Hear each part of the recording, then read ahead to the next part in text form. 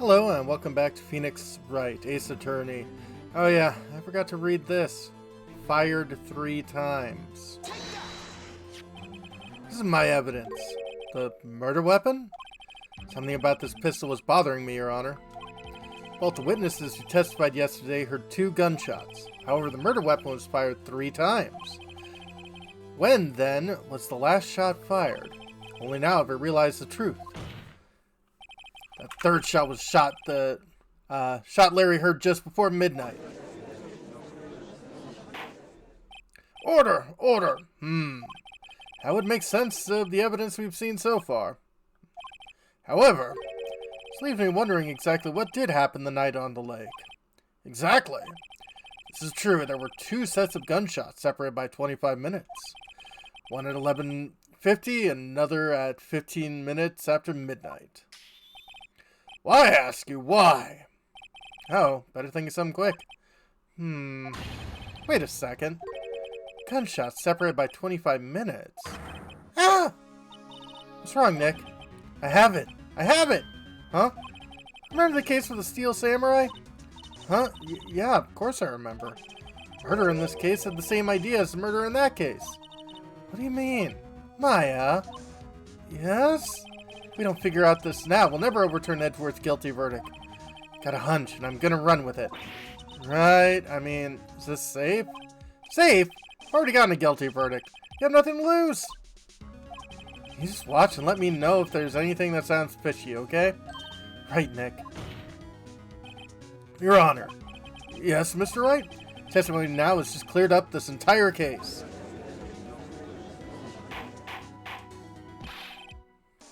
What do you mean, Mr. Wright? So, you finally realized the truth.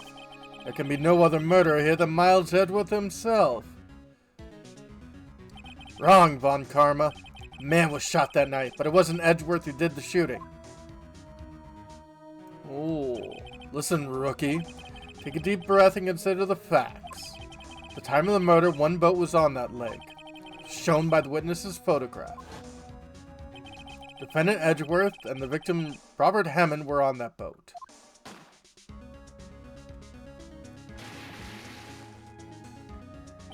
There was a gunshot fired on the boat and Robert Hammond fell into the lake. The distance of the shooting was 1 meter. Couldn't have been suicide. Well, guilty party has to be the other man on that boat. I admit it's hard to imagine any other possibility. I mean, bullets go far. Yes. This assumes the victim was shot at 15 minutes after midnight. What do you mean by that, Mr. Wright? You have photographic evidence at the time of the shooting. Timestamp on the photo says 0:15. But Larry heard a gunshot at 25 minutes before that. Robert Hammond was killed then, 25 minutes before the shot on the lake. It's the only way Edgeworth could be innocent. Mr. Wright, are you quite mad? Explain who the 2 men on the boat are.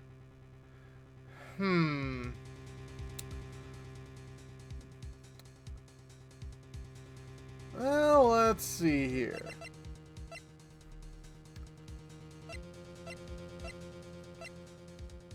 Probably, Edgeworth and the murderer. Of course, it was Edgeworth and the murderer. After the murderer killed Robert Hammond at 11:50, he assumed the guise of Mr. Hammond and met Edgeworth. What? Are you serious? Yes, Edgeworth wouldn't tell us why he went to the lake that night. However, I have a hunch. That night, Robert Hammond called Edgeworth to the lake. Now, Edgeworth didn't know Robert Hammond's face that well. That's why he didn't suspect anything when the murderer took Robert Hammond's place. I'm not sure what to make of all of this. Ludicrous! Mr. Wright, tell us the name of the murderer then. Murderer's name? Right, it's... I don't know. Actually, I don't know the murderer's name. You don't know? Bah! Again, you waste my time. I don't know because he's never told us. Murder in that caretaker's boat shop. That old man. 11:50, he was the one that killed Robert Hammond. caretaker of the boat shop? Where did you do this? There weren't any boats on the lake then. I would have to go all the way on the lake just to shoot somebody. I suggest the real scene of the crime was not on a boat. What? Well, then where did the murder take place? Show the judge where the murder really took place. Let's see here.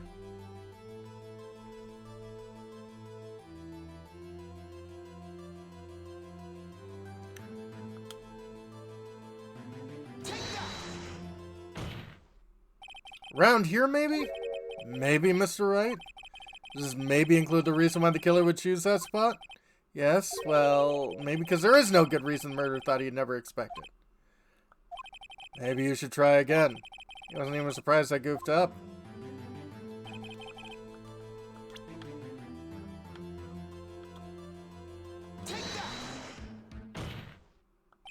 Here, of course, the boat shop where he lives. Where you can meet with the victim without anyone seeing. You got proof that the boat shop was the scene of the crime? Recall Larry's testimony, if you will.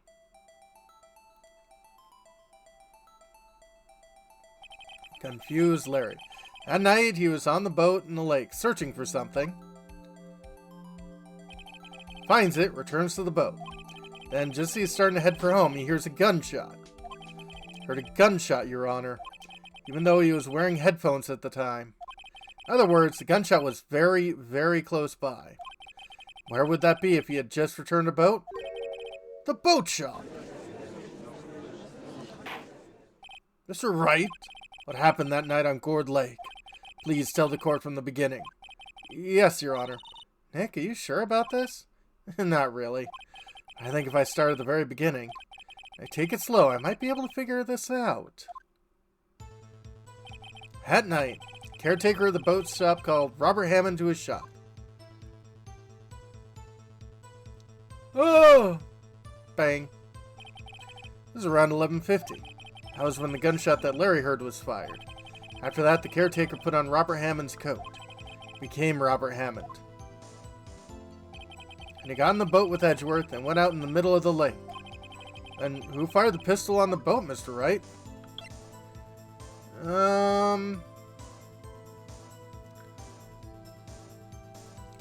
Well, I guess that would probably be the caretaker. Of course, it was the murderer who shot the pistol. Shot twice. Both missed Edgeworth on purpose. Wait a minute. Yes? Why would he shoot twice if it didn't mean to hit anyone? Details, details. Know this, Mr. Wright. The moment you run out of explanation, the moment you lose.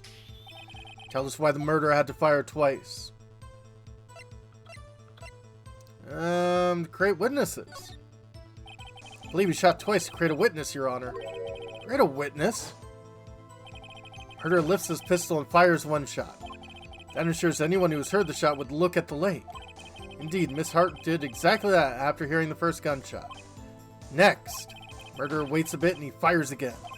Then,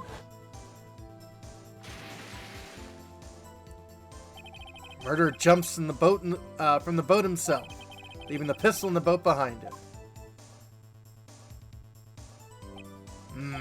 I see. Someone looking from the edge of the lake. It would appear that one of the men on the boat had shot the other. Murderer didn't know about the automatic camera, of course. That's why he shot twice, to draw attention to the boat. Once you realize that, everything else falls into place. Boat shop caretaker swam back to his shop, and he put Mr. Hammond's wet coat back on the body. Threw the body into the lake. This is what happened, Your Honor. These are the events that transpired that night on Gourd Lake.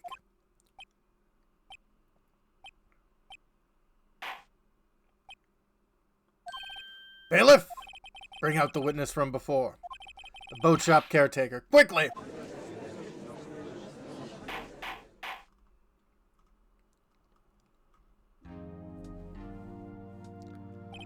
Very well. While we are waiting for the caretaker, I would like to ask the defendant Miles Edgeworth a few questions.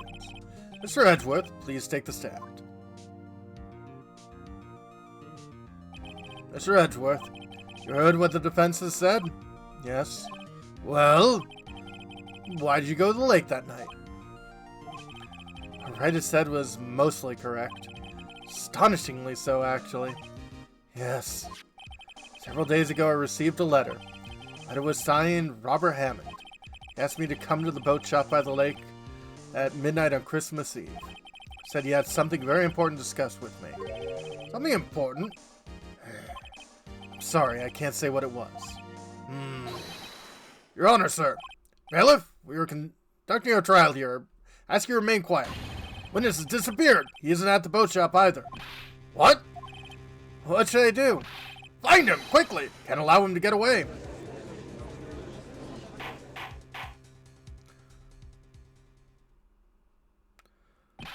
Mr. Von Karma, your witness has disappeared. Search warrant has already been issued. Goes without saying, I cannot declare a verdict under these circumstances. I will extend the trial until tomorrow, the final day allowed. I request the police department utilize all its forces to find the witness. Am I understood? One more thing. Just who is that boat shop caretaker? I think his identity has become very important to this trial. I want him, and I want to know who he is. Very well. Court is adjourned.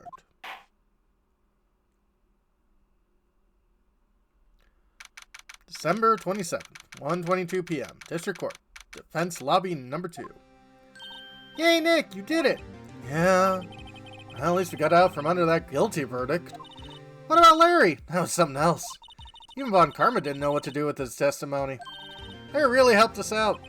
Sure, once I sifted through his unique testimony. Still, he did save us. Just wish our cases weren't so down to the wire all the time. I know what you mean. Sometimes I feel like it's on us. It's us on trial instead of our clients. Hey, Edgeworth. Mr. Edgeworth. Did you say something? Don't look so pained. I mean, it looks like you're probably going to get off the hook. You could try to smile a little. Relax. I'm sorry, but I fear it's not over for me yet. What do you mean? Right. There's something that's been troubling me for a long time now. I don't know whether or not to tell you. I love you. Edgeworth? No, there's so little time left. I want to tell you to get it off my chest, but can't make up my mind. What's this about, Edgeworth? It's a nightmare I've had. A memory of a crime that I committed. A crime you committed? A memory of a murder. To be continued.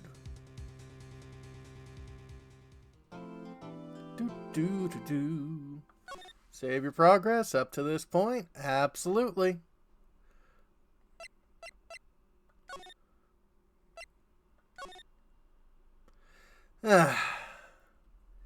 So, when we come back, folks, I guess we're on our final day.